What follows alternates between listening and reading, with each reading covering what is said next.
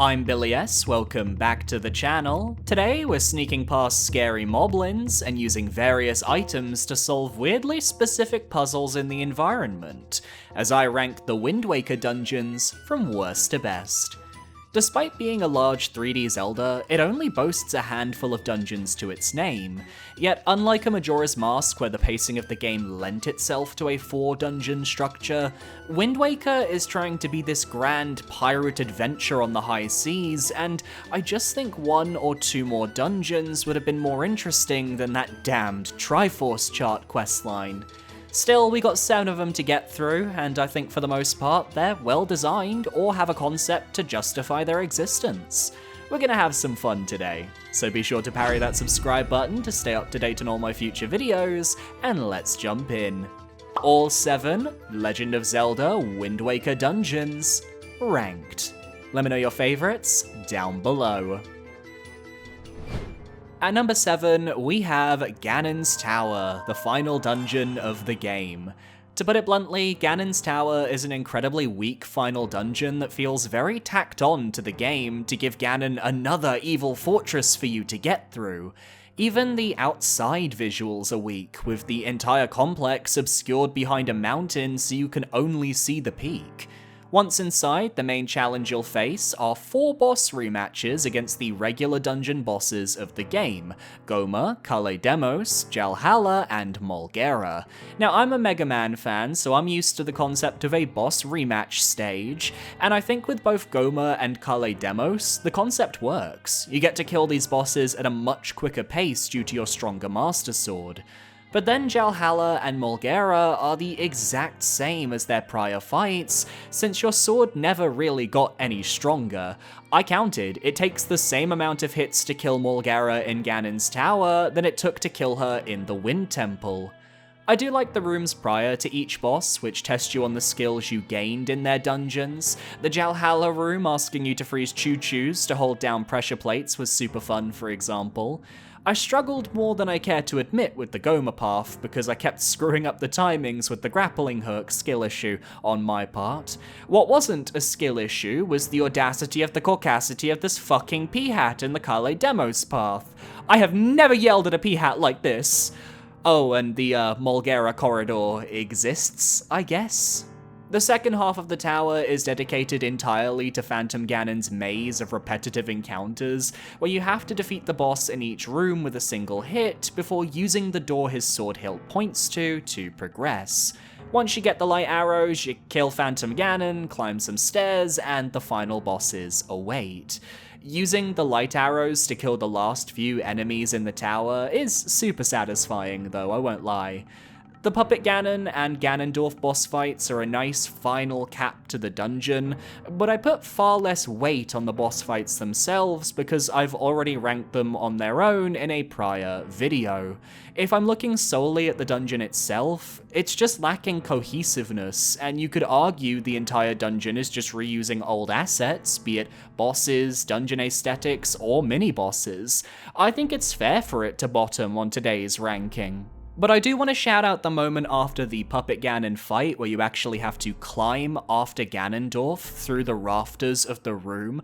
Everything completely silent, no noise, just Link's grunts as he slowly makes his way up to the final arena of the game. I just think it is a brilliant moment of atmosphere, and it's something that I don't think I was going to bring up because it's not really a part of the dungeon per se, it's more of a moment, but it just needed a shout out. At number 6, we have the Forsaken Fortress, the first dungeon you visit in the game, and the 4th dungeon you complete overall. Wind Waker fans either love this place or hate it, there's no in-between. The level of vitriol the fortress has received for its forced stealth segments with the moblins was certainly a lot to witness over the years. But I won't lie, this is the only dungeon I remember from playing this game at a friend's house as a kid, and I enjoyed it. The forced stealth was an interesting change of pace that really highlighted the difference between a game like Wind Waker and a game like Ocarina of Time. Here, Link is still just a kid, and with that comes the ability to slip up and lose his sword. As an adult, it's interesting to see that the main route through the dungeon actually has you avoiding a majority of the stealth segments, with one room being a sole exception, and that's honestly iconic. Not to mention, it's super easy to break out of prison and it leaves you in a relatively safe spot to keep progressing through the dungeon. I think the tedium just comes from people getting caught in the dock room with the big doors shown on screen now, but I actually had an easy time getting through here. The revisit is more of a victory lap that only works because of our initial visit to the fortress at the start of the game. You can get a giant hammer after a fight with Phantom Ganon, which you can use alongside your Master Sword to kill every moblin if you feel like it. You can explore the rest of the dungeon without fear of consequence, because who's going to stop you? And you already know the way to your sister should you decide to just head there immediately and take on the Helmarok King. I think a lot of Zelda fans dislike the Forsaken Fortress for it breaking the game's pacing, especially as you literally just set out on a giant pirate ship for the seas, but I think it's a necessary evil. You can't stick with the pirates all game, and the team needed to find a way to separate Link from Tetra's group. So in that sense, I can see why the Forsaken Fortress provided that role. It's still a mid-dungeon, but I think as a narrative device for the story, it builds up Link's character a ton and does exactly what it set out to achieve. At number 5, we have the Wind Temple, the 6th dungeon of the game. In the Northern Seas, you have to equip the iron boots to even approach the entrance, and with Makar the Korok in hand, you venture inside to retake the temple. Alongside the Earth Temple, this dungeon shares an additional gimmick compared to the usual Zelda fare, as you must escort Makar through the temple to the altar at the very depths. But unlike, say, Aruto from Ocarina of Time, where you had to carry her around and she did nothing of use, Makar has some special skills. He can fly through the air, able to reach far-off platforms no matter his positioning. On top of this, he can grow trees in various spots around the dungeon, which Link can then hookshot to progress. Except, Makar is immediately caught by Gloom Hands and locked up, so the first half of the dungeon is all about freeing Makar by exploring the various wind-filled corridors until you open up the large central room, drop down, and get to the mini-boss guarding the hookshot. My favourite rooms revolved around the use of these spring pads, which you could bounce off of with the iron boots. Between this and the rooms that force you to hit switches to lift and lower these large doorways, it can feel tricky to puzzle out where to go next. The dungeon does take a dip in quality though once the main room is opened up, as the fan in the centre of the chamber turns off and on at regular intervals, which means if you're Link or Makar trying to reach the top layer of the room and the fan decides to turn off, you sink like a stone. You can see the physics of the wind just don't play well with Makar's movement style, which led to a lot of frustration on my part, and the P-hats were very rude as they always tend to be. I also think the last room's big puzzle was a little boring. Other dungeons have you solve massive scale puzzles to unlock the boss door, but here you're just solving a block puzzle while wind blasts you backwards. And I feel like for a dungeon that introduced the hookshot, it should have had a little more usage in this last stretch, even if I did enjoy the use of the bladers. Mulgera salvages the dungeon from being bottom of the barrel, but it's still the worst of the traditional dungeons offered in this game. Far from bad, and to my relief, not a long dungeon once you know the route. I just don't want to deal with that central chamber again. At number 4, we have the Forbidden Woods, the 2nd dungeon of the game. In terms of aesthetics, I actually think this might be my favourite location in Wind Waker. There's something about the overgrown forest aesthetic that tickles my brain in a nice way. The ominous caverns and the canopy that blocks out the sky make this feel very hostile in comparison to the open forest haven. The item you collect, the boomerang, ends up having a ton of use for defeating enemies like the P-hats, and with its ability to lock up onto 5 targets at once, it feels far more dynamic than it's ever been in the past and arguably in the future.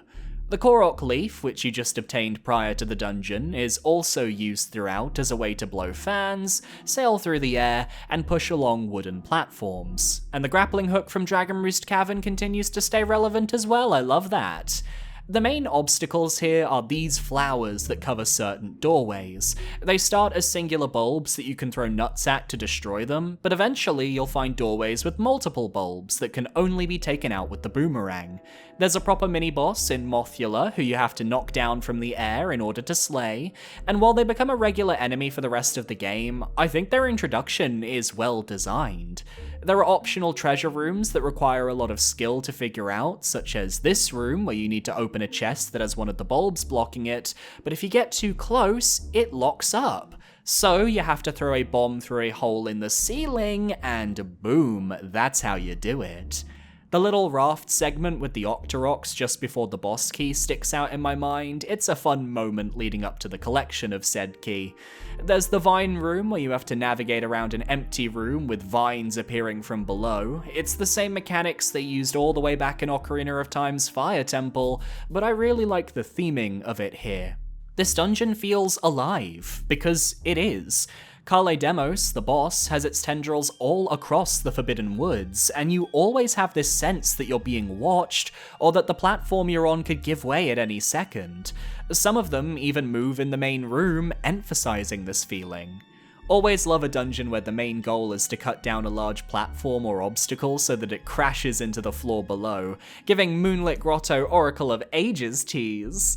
The main reason Forbidden Woods doesn't break my top 3 though is because I feel all 3 of the final dungeons on my list have a certain element they really excel in, whereas the Forbidden Woods mainly has its ambience and atmosphere as its strongest notes, at least in my opinion. At number 3, we have Dragon Roost Cavern, the first main dungeon of the game. Found on Dragon Roost Island, you have to figure out what's going on with the Rito's god Valoo, while keeping an eye out for Medley, who you helped enter the dungeon earlier in the quest line. Now, to be blunt, this is the worst dungeon in the game from a purely visual perspective. It's the inside of a volcano, which means bland caverns that don't stand out from the crowd, and a central room that, while vast, is predictably just some stone platforms hanging over lava with a rope bridge or two between them. The dungeon is also inherently linear, which I'm fine with in this instance because it is the first proper dungeon of the game and thus needs to ease the player in, but I can understand people who have that as a negative. I think there are more than enough rooms to explore to make it feel lengthy, and a lot of the enemies here are memorable and varied. You've got Keese and Bokoblins to start with. Then there are Kargaroks during the outer segments. When you're closer down to the lava, you have to handle the fiery Magtails. I just think it's a solid group, especially with how the Magtails can be curled into balls and used on switches to solve puzzles, something that's done throughout the game. I love that to progress up the cavern, you actually go outside, climbing along the cliffside and defeating the birds that make their nests up there. Most dungeons would have you in the volcano and that's it, so it's an extra element I really appreciate. Which makes sense when you scale to the very summit of the mountain and are forced to save Medley from a series of Bokoblins and a Moblin. This is a big moment, as prior to this you've only seen Moblins in the Forsaken Fortress, where you were powerless to fight back. Having the ability to slice them up and prove your worth makes for a great power boost for Link and the player.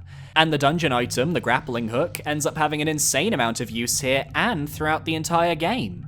Not just for grappling across specific gaps, which is cool in its own right as you grapple up and down the mountainside, but for helping to stun certain enemies like the Magtails, or for stealing special collectible items from Bokoblins and Moblins. I really love the lava geyser that takes you from the very top of the dungeon to the very fiery depths like an elevator, connecting the dungeon together like a little puzzle box. The linearity feels inherently intentional, with my only complaint being that when you get the boss key, you do have to do a lot of backtracking to actually reach a warp point that will take you to the boss door. And Goma is a perfect first boss that doesn't test the player too hard while providing a decent challenge. Imagine you're on hero mode, you still only have 3, maybe 4 hearts to your name, whew. Dragon Roost doesn't do anything crazy, I just think it's the dungeon that has the best interconnectivity from start to finish.